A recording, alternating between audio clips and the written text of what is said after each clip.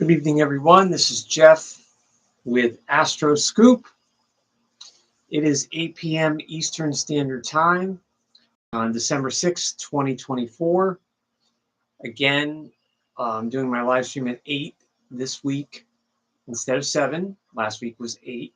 So the weekly live streams are either at 8 or 7 p.m. Eastern Standard Time here on YouTube for Friday nights. And stay tuned. Stay tuned for the new year.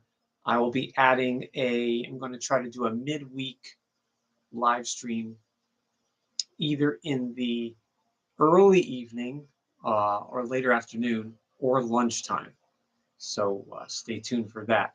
And I'm going to try to accommodate other time zones. I see there's one person in or one or two in right now. We're going to wait a few minutes till we get started. How's everyone doing? It is the holiday season, and it is so dark and so cold. Oh my goodness, on the East Coast here. You know, we are at 15 degrees of Sagittarius tonight on the 6th, which is exactly halfway between Sag and Capricorn. So we are 14 and a half days away from winter here. Amazing. So another year coming to an end, closing the book. It's amazing. It's been quite a year.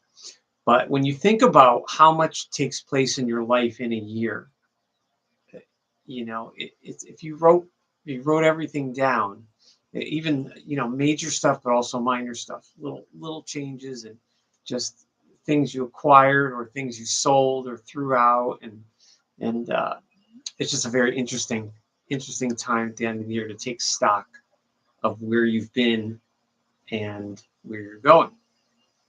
So last week we talked about the true Sagittarius time, and Sagittarius 1 started right around November 26th. Karen Carr says cold Friday. Yes, I know. Oh, too cold, too quick. So Sagittarius 1 started on right around the 26th and goes up until the 2nd or 3rd. And then tonight we're going to talk about the current second decan of Sagittarius, which runs from around December 3rd to the 10th or 11th, depending on the year and the degree. And I just want to mention before we get started that please don't forget to like, comment, subscribe, and share. I still have a high amount of viewers that are not subscribed. So if you see this video or my latest videos and you're not subscribed, please sign into YouTube, and then you can click subscribe all or personalized. And then you can decide if you want all the videos, or it will personalize the ones that come to you based on the ones you view. So please don't forget that. That is a big stumbling block for small channels like mine. Is getting hundreds and hundreds of views on some videos, and yet no real, not a big subscriber jump. So we have to work on that for 2025. And my viewers, I've had a big uptick in viewers between 18 and 24 and 25 and 34. So that's interesting. My viewers are getting younger. I know I have a few older viewers that are older than me, but the majority of my viewers are quite young and at the point where they're just starting out their adult lives, careers, or they're in the young part of not quite midlife, but almost there. So it's very, very interesting to see those age groups watching. It's just interesting. And India, shout out to India. India is my largest viewing country right now in the last 7 to 10 days. So that's totally changed as well. I mention it every week or every other week. And India is number 1 with 32% of my views right now. So that's big. That's 32 out of 100 views are coming from India. So thank you so much. If anyone sees this from India, I appreciate it. And I know astrology is huge in India, huge. I mean, India is enormous. So you have all these different branches of like Vedic astrology and everything going on in India, and the psychic stuff and the tarot stuff. It's, you know, I'm sure it's all over there. But yeah, very interesting. And also Indonesia, that's back. That was a long time ago. I had a lot of views from Indonesia, and then that trailed off, and now those are coming back. So it's interesting that with a YouTube channel, every day and every week, your channel can either plummet and kind of die, or it can have a rebirth, and you all of a sudden have new subscribers, new viewers, and the old viewers aren't watching you anymore. Or so it's really fun. So all right, so we're at 8:06 Eastern Standard Time, and I was looking at tonight's chart, the cosmic chart right now for 8 p.m. New York time, and oh my goodness, the chart is just chock full of stuff. There's so much intense energy right now, not necessarily positive or negative, but it's just a lot of really, really strong, potent alignments happening. And I think as we see the year coming to a close, certain things that are going to happen, you know, with governments and countries and policies, I think we're going to see some big changes for 2025, hopefully for the good. Obviously, it won't please everybody, but hopefully we'll see some good, positive change. And I'd like to see the gas prices continue to come down. That would be good. We need to get that down a little bit. All right, I guess we could get started. I wanted to mention that if anyone watches this, the replay, and you're new to my live streams, we go through the current astrological period, and then I talk about celebrities. So if you want to just hear about the celebrities, you can wait till my live stream's done and then go probably to the 40 or 45-minute mark into it, somewhere around there, maybe 35 minutes, and you'll hear my celebrities, and also about talking about the transits as well at the end. But if anyone sees this and you'd like to hear the transits like I briefly touched on at the beginning, let me know. We can do that. We can change that order as well.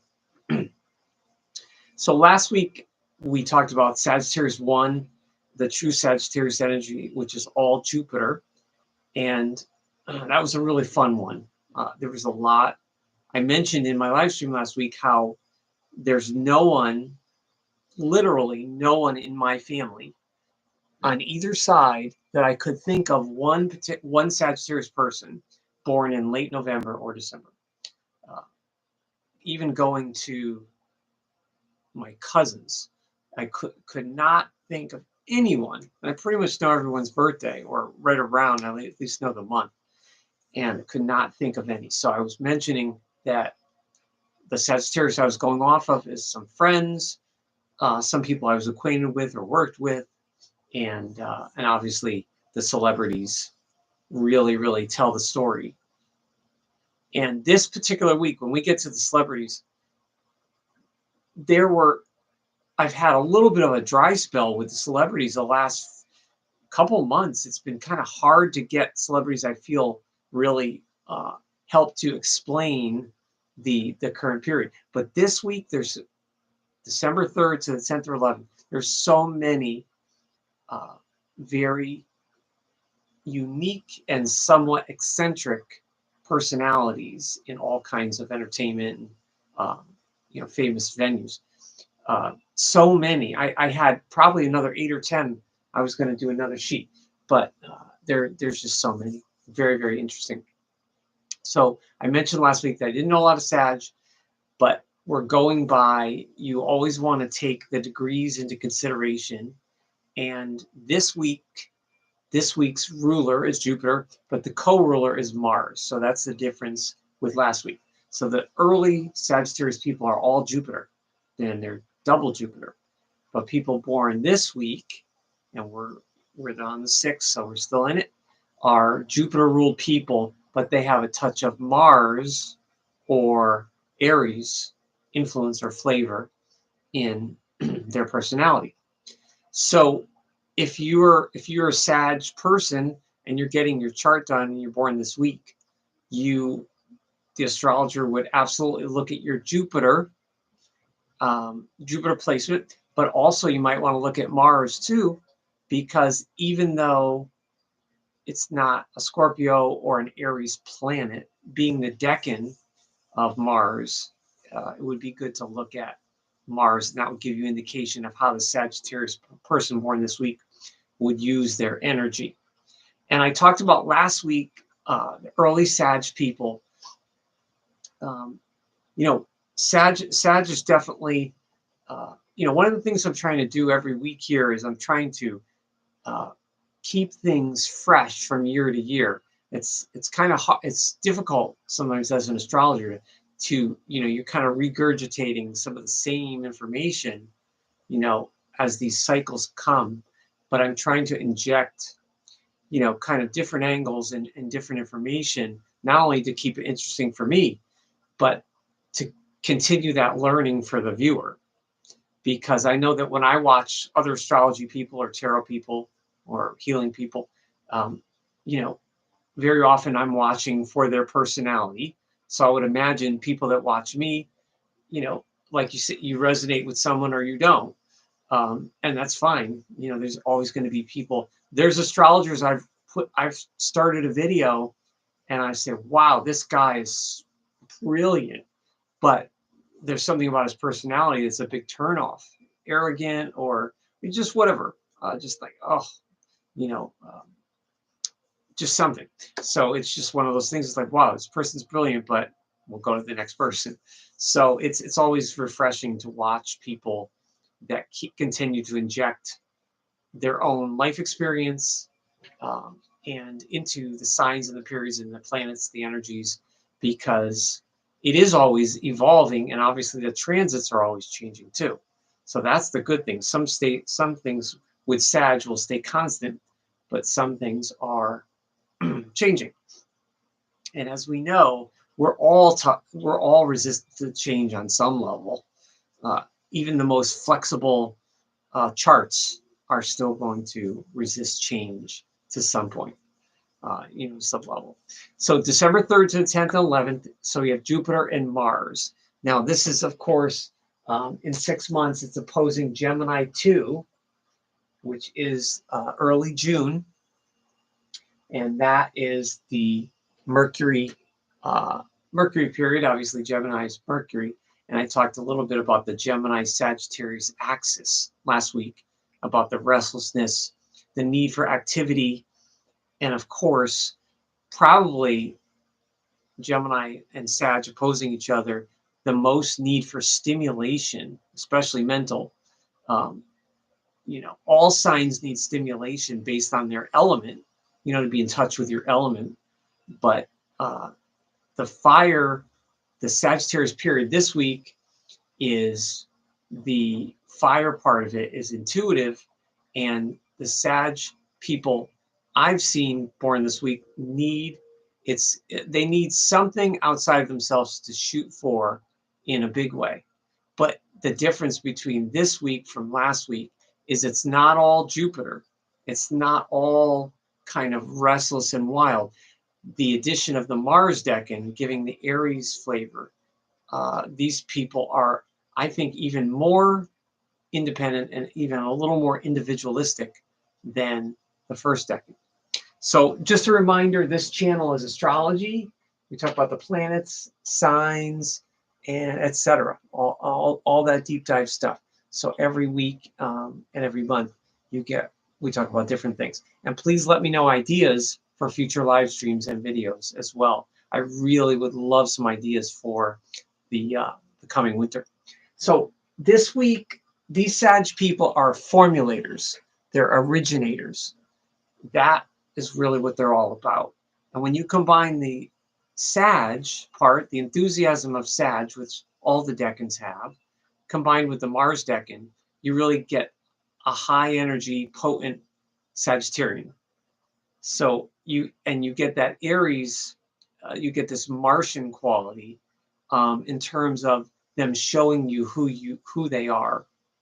Whereas like the early Sag coming off of Scorpio it's more single-minded in its Sagittarian ways, in the kind of the reaching for the stars and shooting for goals.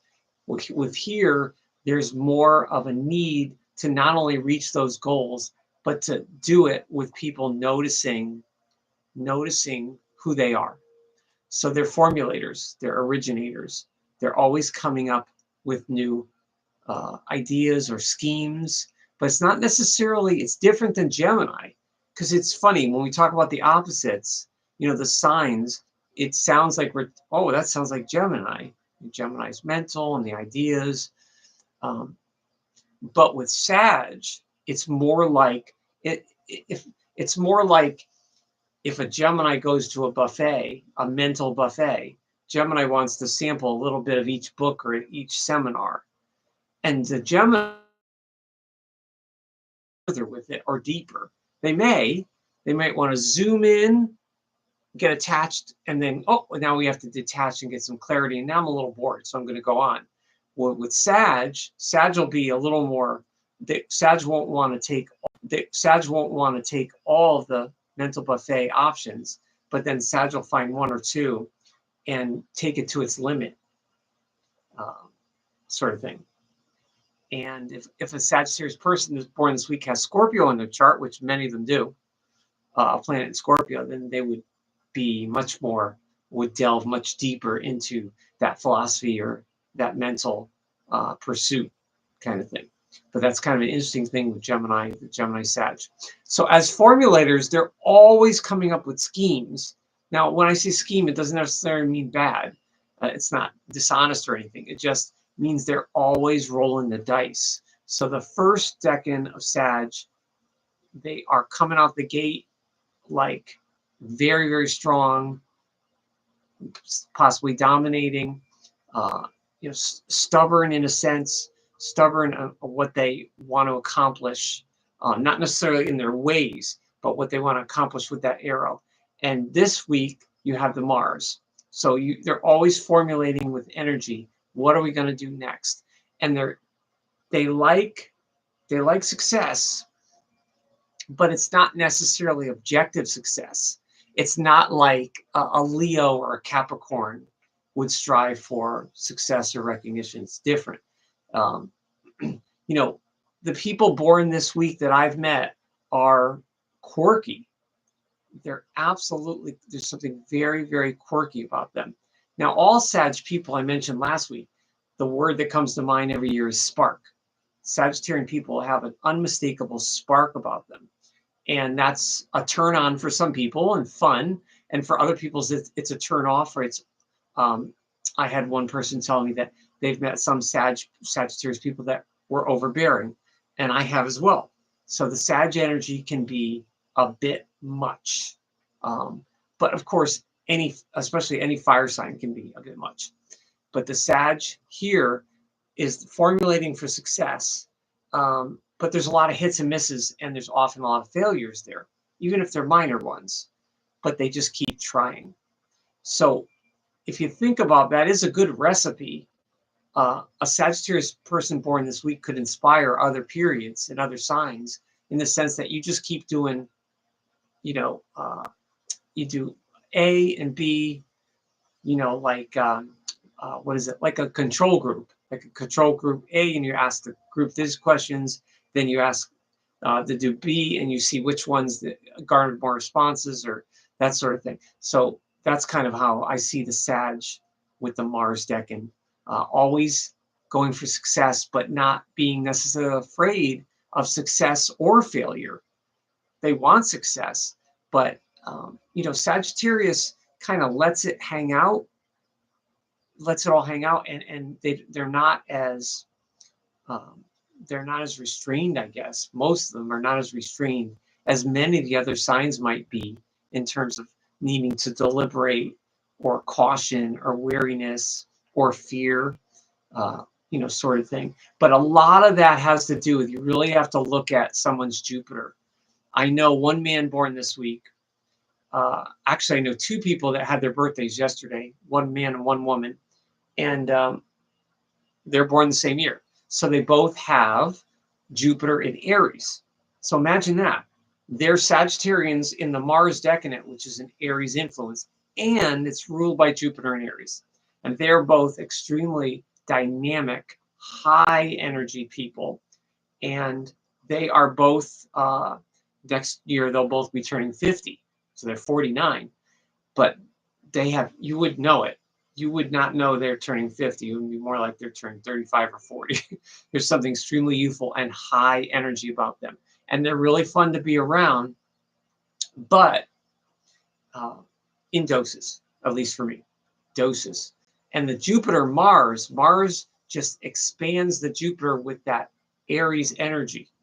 So it's not like a planet in Aries, like the Jupiter in Aries, but it's definitely an influence to be more, a little more fiery, a little more direct from that Mars. So the success and failure quotient is always there. And when they hit, they can take on a heck of a lot and really enjoy it. So there's Mars, the Mars decan. This is 10 to 19 degrees about on the chart. So obviously Sun and Mercury, the transits are 15 and 13. So those are right in line with the Mars decan, and it's the Jupiter. So another word, I think I mentioned this last week, is incandescent. So, or lambent was another word I used for Sagittarius. So people born this week, incandescent. They have a special kind of laugh, smile. It's very unique. It's very unique to them. And they, I think it's tough. I would imagine it's tough being someone born this week, the Sag and the Jupiter and the Mars, because they want to accomplish so much. They want to try so much. They want to have so much adventure. Unless there's other factors in the chart, like the moon and rising are in much more cautious signs, that would temper it, and Mars as well. But for the most part, they are going for it in their own unique style, and they are aggressive. Like even the two people that we know that I mentioned that their birthdays were yesterday, they're very nice people. They're very pleasant. They're very funny, but they can be a little much. Like I said, they can be a little aggressive, a little much, and it's they don't necessarily tone it down. Remember, I mentioned last week that balance or moderation are not words usually in the Sagittarius universe. For the most part, pure Sagittarius energy is not moderated or balanced. And sometimes to really succeed and to inspire others, you can't be moderate. You have to be full bodied, right? So there's a time and a place for that. But definitely aggressive and more assertive, I think, than the first decanate, and show what you got. So these are people that they come out of the gate, like horses, and they want to just show you what they have. And that's where they will, they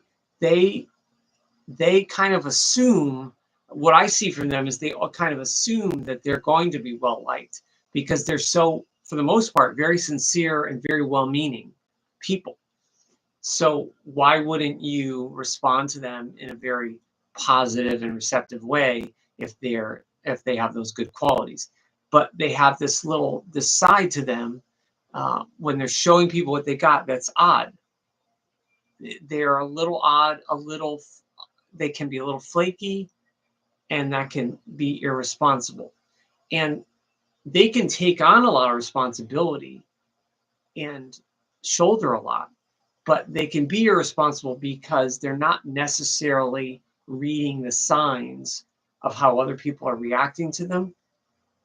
So you know, like I'm doing the live stream here and there's 2 or 3 people in here. I can't see your faces. Like, oh my God, I'm so bored with Jeff. Can he just move on from that? Or this is really interesting. But if you're talking to people in the room or public speaking, you can see people's faces. And some people hide it better than others if they're bored or tired or whatever. So, but Sagittarius people kind of go all out and they don't always know when to turn it. This is almost every Sagittarius person I've met. They don't know kind of when to turn the volume down. And that doesn't mean they're loud. I don't mean just like, I don't mean actual physical volume. I mean just the way they use their body, the body language, their presence. Um, they're just a lot. They're just a lot. And, you know, some people will love that. You know, I said last week, I have not known many Sagittarius people in my life. So I would love to talk to more or do readings for more. So if you know of anyone, if any of you see this replay and you have people in your family, you know, a previous spouse or a daughter or son, or even a niece or a nephew or a grandchild that's a Sag, please let me know, because these weeks they're very, very specific, their energy. But they can be irresponsible by overshooting things and, you know, overarching with that arrow. And this also goes for Sagittarius moon people and absolutely Sagittarius rising people. Sagittarius rising people can definitely overshoot their welcome or overshoot their mark. But for the most part, the intentions are sincere. So it's hard for the Sag planet to not see that, or it's hard for them to see that they're not being received, I guess, sort of thing. So one lesson, obviously all the periods have lessons, is because of all this kind of aggression, and the aggression isn't always negative, but Sages are always trying to prove, you know, either how fun they are or how versatile they are, and it's in a more, you know, it's in a different way than their opposite Gemini. It's not as, you know, it's not as mercurial, and they want to make their mark, but they want to make their mark in a very like kind of philosophical, adventurous way, which would be different than making their mark as a Leo when we talk about Leo. So a lesson is just commitment. So Sagittarius, the sign in general, the mythology of Sag, all the Decans, is freedom. And when you think about the archer and horses, the centaur, and Chiron, and all that mythology, there is a just an ingrained resistance to impinging on that freedom. So any Sagittarius planet, especially Sun, Venus, which is love, Mars, absolutely, would definitely have that, thing. And I think this particular period of Sag would be very, very good, you know, just doing their own thing, either being self-employed, or working for a company or a community or hobby where they have complete autonomy, where they can kind of just freeform it.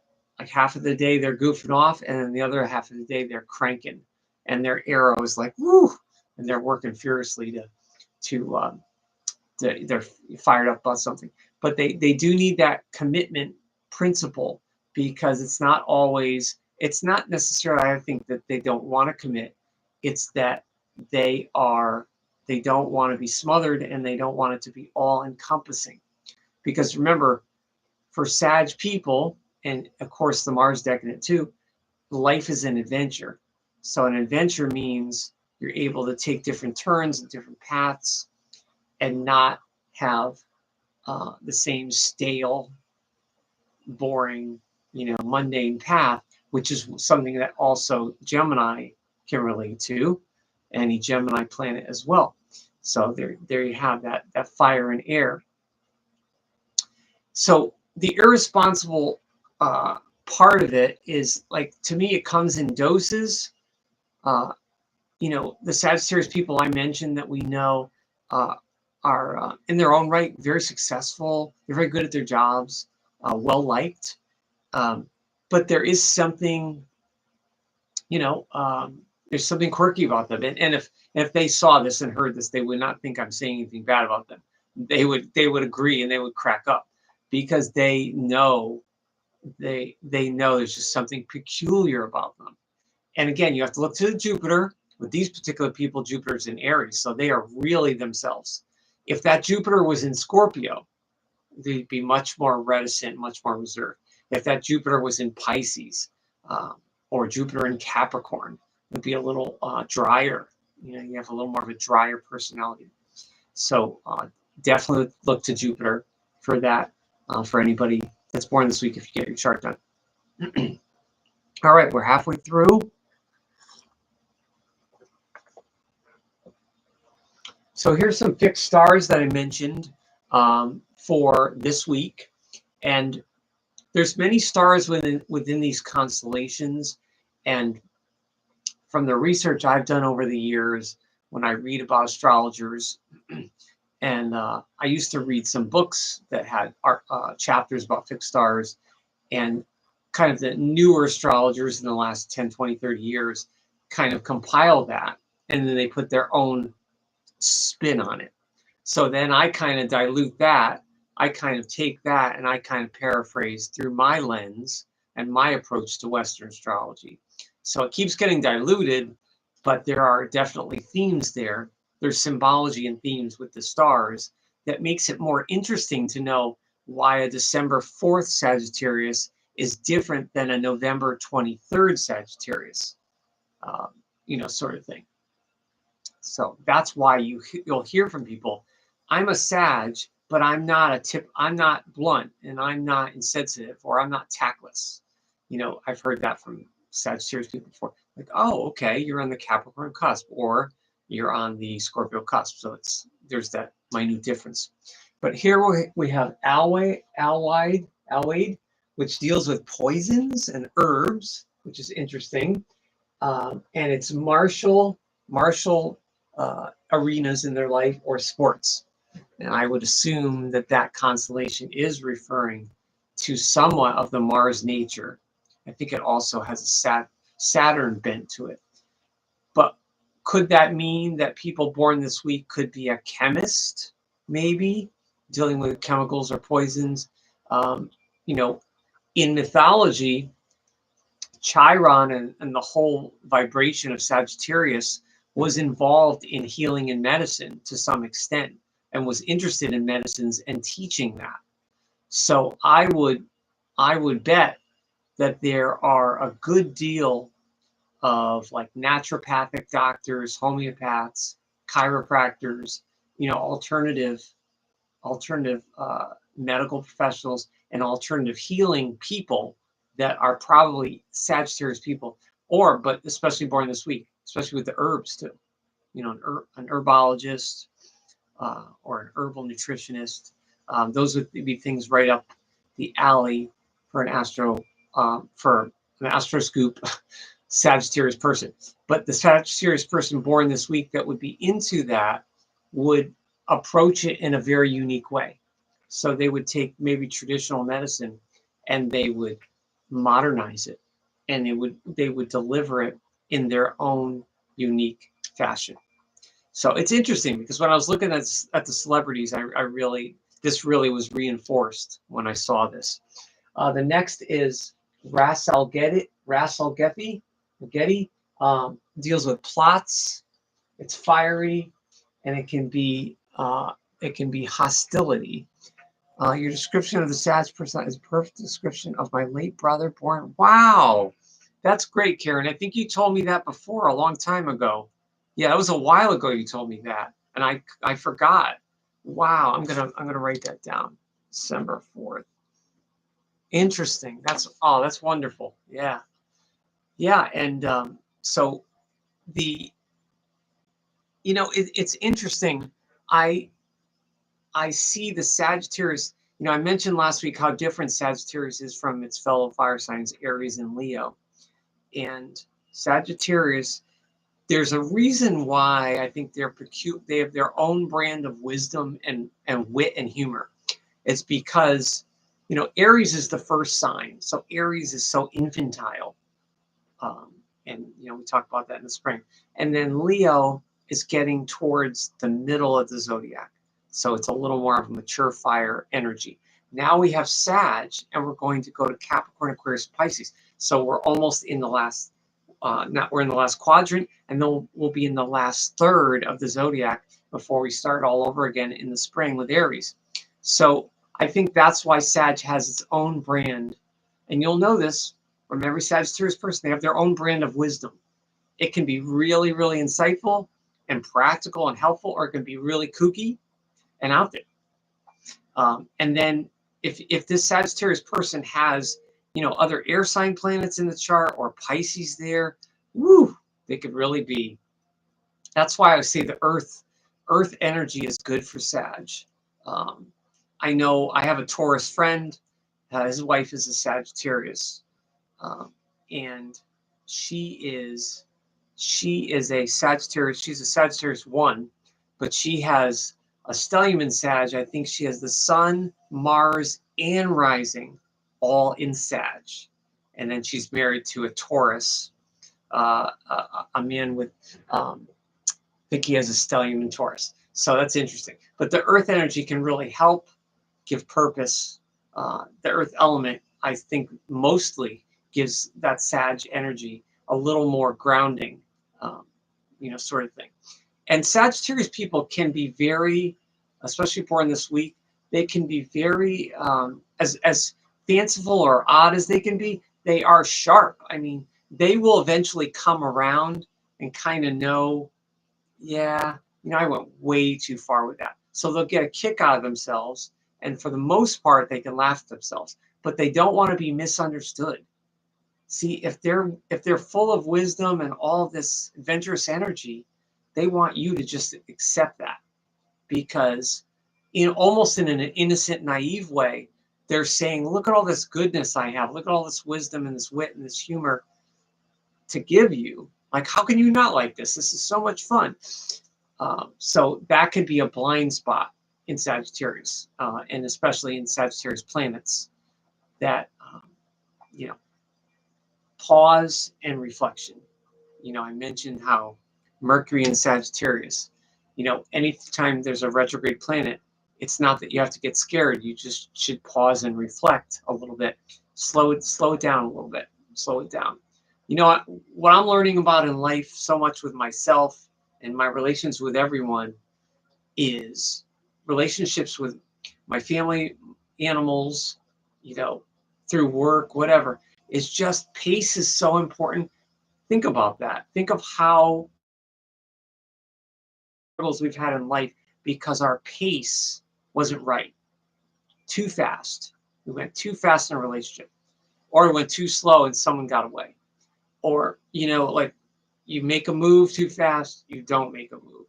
You go too slow, you go too fast. I mean, finding pace is so important in life, and knowing when to speed up and go for it and be more aggressive, and then knowing when to slow down and be more passive and accepting, you know, kind of thing.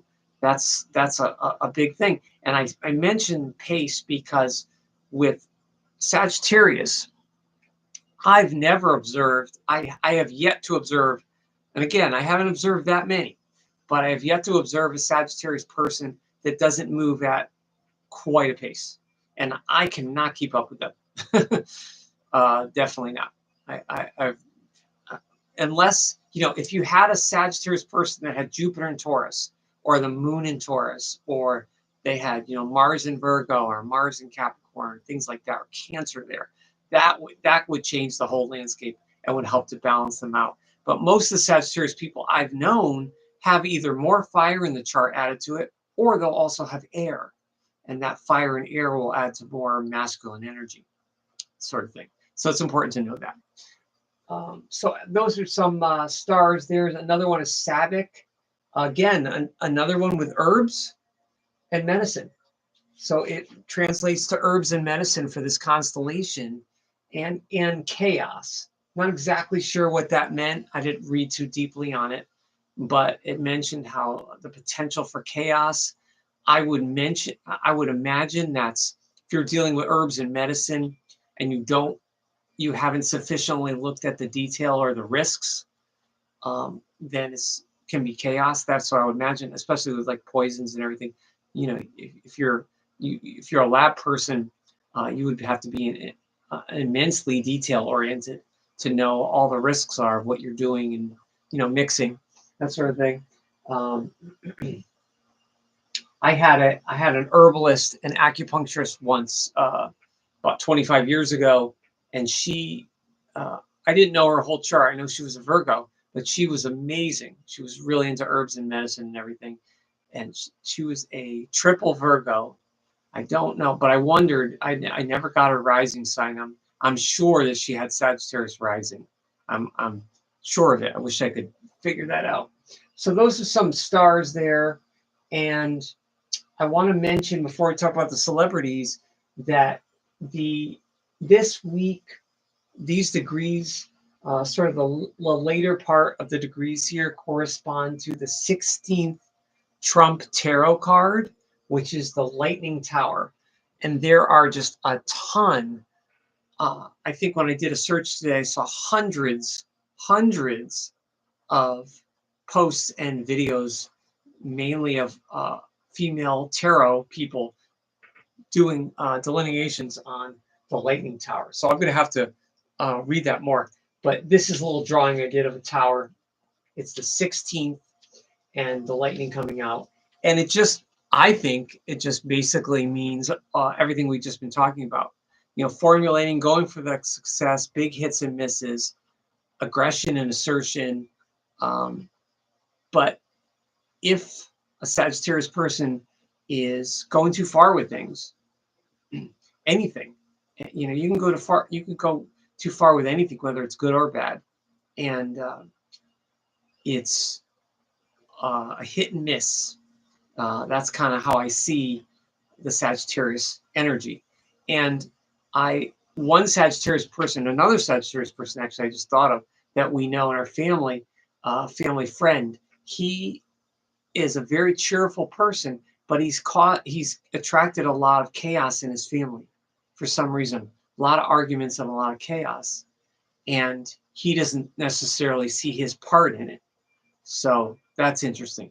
And that's also, again, like I keep mentioning with fire signs, that's a big lesson for fire signs, is understanding your ego and your part in some of the misfire in relationships with others. Whether you're hurting someone else's feelings or you're not listening to someone doesn't feel heard or seen by you.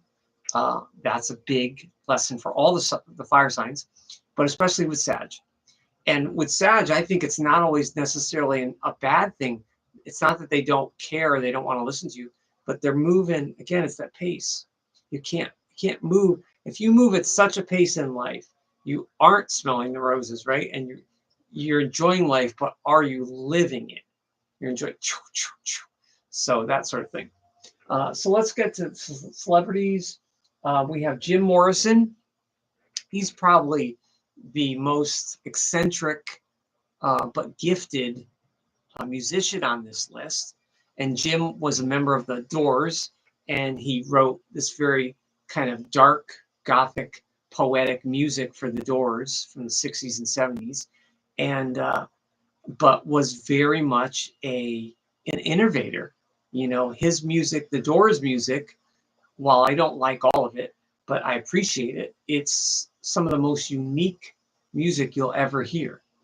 And of course, his life was cut short at 27, the 27 Club, and so many people passed away, but incredibly unique and had his own kind of like laid back fire, which you can hear in the music. Ozzy Osbourne, kind of a crazy guy, and look at all the controversy he attracted in the 70s and 80s with his music. And you had all these parents and these family with the government, these family boards, wanting to put labels on the CDs and albums about possible, obscene language, themes, satanic themes, all that sort of thing that he was known for with his stage shows. So again, but incredibly influential in his genre of hard rock or heavy metal music. Incredibly influential on other people, even if he was negative or kooky or out there, sort of thing. And then Mickey Thomas, that's the third singer in a row. He's from Jefferson Starship from the 70s and 80s. And I think he has one of the best voices in pop or rock and roll. Just amazing. And again, he influenced a lot of people, including, I think, Steve Perry from Journey. He influenced a lot of singers from the 80s and 90s. And there's one song called Jane, where a lot of vocal coaches have videos breaking that song down, where they isolate his vocal on Jane. You should look that up. Jefferson Starship, Jane. He just hits it. It's so fiery and so inspirational. Amazing. And then we have Nathan East. He's a wonderful musician from the group Foreplay. He's a jazz musician, and he's played with all kinds of big jazz greats going back to probably the 70s, 80s, and 90s mostly.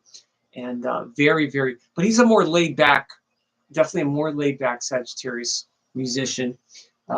Amy Acker, a little more of an obscure TV and theater actress, and she has been in a lot of, again, very peculiar roles where she plays very much a unique individual, a little blunt, a little out there. They're not boring. They're not too passive. Obviously, she's attracted to those roles. She was in a show called Person of Interest years ago. She was really good. Frankie Beverly, he's the lead singer of the group Maze, an R&B group from the 70s. He just passed away recently. And the Maze music is so happy and cheerful. It's one of the most happy and cheerful soul or music groups from the 70s or 80s. And a lot of it's very laid back too. Again, kind of like that quiet fire. And then I guess mostly musicians here. Peter Buck from REM, the alternative rock group from the late 70s, 80s, and 90s.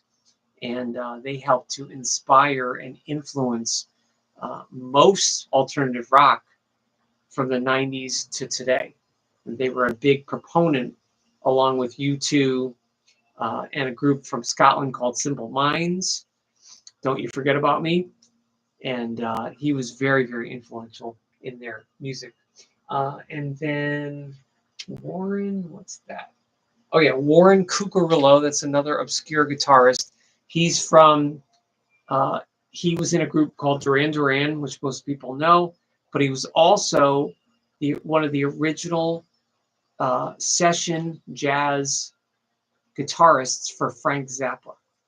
So Frank Zappa, talk about a quirky, odd, strange guy, with some of the lyrics of his songs. So Frank Zappa employed all these kind of odd but masterful musicians, and they had all these different little super groups from the 60s to the 90s.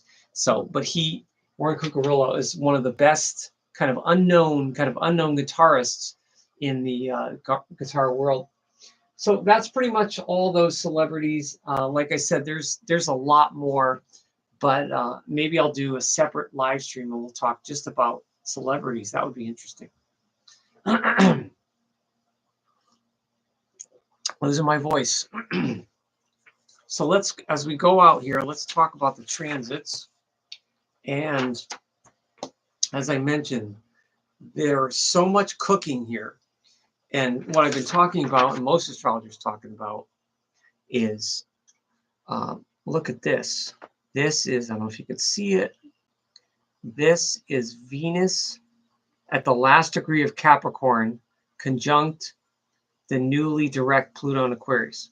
So Venus conjunct Pluto in Aquarius. Whoa. Now, of course, Venus moves pretty fast. So in a few weeks, it won't be conjunct anymore. It's only by degree. So it'll go to 29. This will go to 0, 1, and 2, and then that orb will be done. But for a few weeks, this Venus conjunct Pluto is going to be influencing all of us in terms of love. So there's going to be some intense feelings coming up in love relationships that a lot of people are going to feel, but it doesn't necessarily mean you have to give into it or feel it. It might be a passing thing. It's not, might not be as intense as you think. And because the Venus is also almost in Aquarius and it's conjunct Pluto, it's in an air sign. So there could be an intense need to just break free. And someone might not know why. So you want to locate, you really want to locate where 0 degrees of Aquarius is in your natal chart if you know your rising in your houses. In tonight's chart, it's here, the 6th house of work and daily routine. So if a baby was born right now or at 8 o'clock, if he or she was born, they would have Pluto conjunct Venus in the 6th house. So they would have a very intense love nature, but yet an intense need for freedom, and it would come out through work or service or daily routine. It would come out somehow in how they serve others because it's the 6th house. But that's one of the biggest things that hit me. And then, of course, Saturn, Saturn we talked about is stationary, and that's gone direct. That's moving forward into Pisces. But we have this big T square here. We have Jupiter, the Sun, Mercury, and Saturn. Big T square with all the mutable signs there. So that's affecting, that is a catalyst for change as well. So wherever, and that takes a little work, a little detective work, where anyone that has middle of the road mutable signs, like 14, 15, 16 degrees of any of the signs, you're going to be affected by that, that T square, that sort of thing. So if you have, with the Sag, if anyone has Sag planets that are there, you're getting the conjunction, and then you're getting the square and also an opposition. So it's kind of takes place in all the mutable signs there. And then Mars is going retrograde. So that's good. The Mars in Leo is going to halt a little bit. It's getting ready to go into a retrograde period, and it's opposition that Pluto in Aquarius. So there's, that needs to be a little delicate balance there with our collective energy. That's intense, and it's in fixed signs. So that's potent. And there's a lot more. There's really a lot to talk about. But the Uranus in Taurus, this is like the tortoise pace, not the Taurus pace, but the tortoise pace at 24. So I feel for the Taurus people that have a 23, 24, 25 degree Taurus sun. Uranus has been on their sun, or any planet, for so long, months and months and months, that Uranus on their sun. Not necessarily bad, but Uranus is like, Uranus is, we need to break free. Uranus is like those silly, crazy insurance commercials. Like every insurance company now does silly, like stupid, silly, goofy humor to try to sell their product, right? And then that's kind of what that's like. It's just like break free with this crazy, silly energy. But there's a lot there, and but the Uranus at 24 of Taurus, that that's at odds with itself, because Uranus rules Aquarius. So Uranus and Taurus and Aquarius are square. So and having it retrograde, so that Uranus is probably the one planet that's the most stuck right now. So again, for those Taurus people that are 23, 24, 25, 26, there is that's a heaviness. But there's also, but the positive of that is if they want to make a change in a career or a relationship or something, and the Taurus part of them resists it, which Taurus is really hard to get to change their mind, that can help. So maybe it can be a good thing. it can help that catalyst for change there. But yeah, there's a lot going on here. Pretty amazing. So I just want to remind everybody, don't forget to like, comment, subscribe, and share. Sign in so you can subscribe and get those notifications. And I have another video. I just did another mashup cusp video. I'm on a cusp run here for the last month, and getting some good traction with the cusp videos, where I'm taking different clips from different videos and putting them together as a mashup. Because again, the cusp videos seem to be the most interesting for most of those viewers, especially in my top countries like India, Indonesia, and everything. Thanks for a great chat on Sag. Carolyn says, thank you, you're welcome. Yeah, Sag is a fun time. But you know what? It's funny because the vibration of Sag, the Sag energy, I'm so tired out just talking about it. And I'm not tired out just because I've been talking for an hour. I'm tired out because I'm feeling the Sag energy. And I'm feeling that Venus-Pluto. So definitely meditate, slow things down, pause and reflect a little bit. Again, Gemini planets, you're getting the opposition. It's a pull. Pisces planets, for the Sag, you're getting a square. So that could be tension. And then Virgo planets, you're getting a square. And that can also be tension. So that's the beauty of knowing your chart.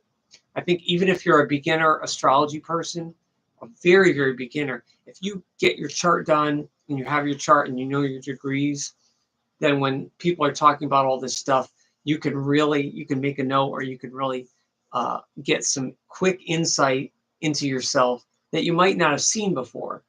And it's kind of a new way of, it's a new way for you kind of thing, because things are always changing.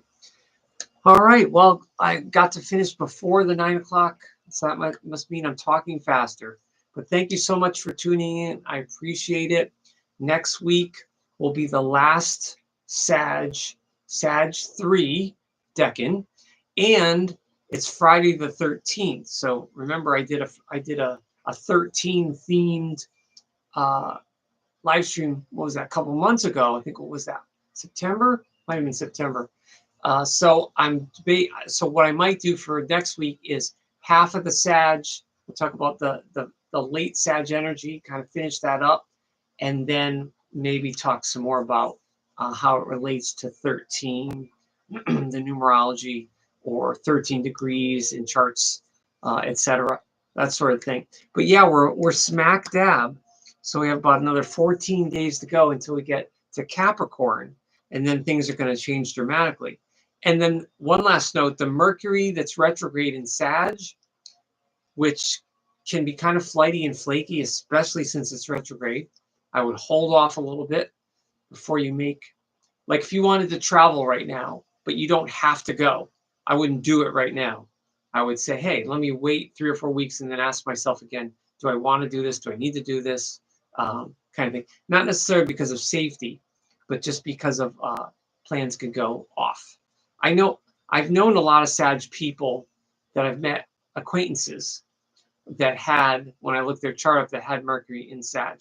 So for Sagittarius people born this week that have the Mercury in Sag too, it's really, really hard for them to not overestimate and overarch almost everything they do, almost every thought, every goal. And again, when they hit, it's great. And when they're success, it's wonderful. But when they fail, it's like, whew, that Mercury in Sag is, yeah. And the downside of that Mercury in Sag too is kind of a wheeler dealer.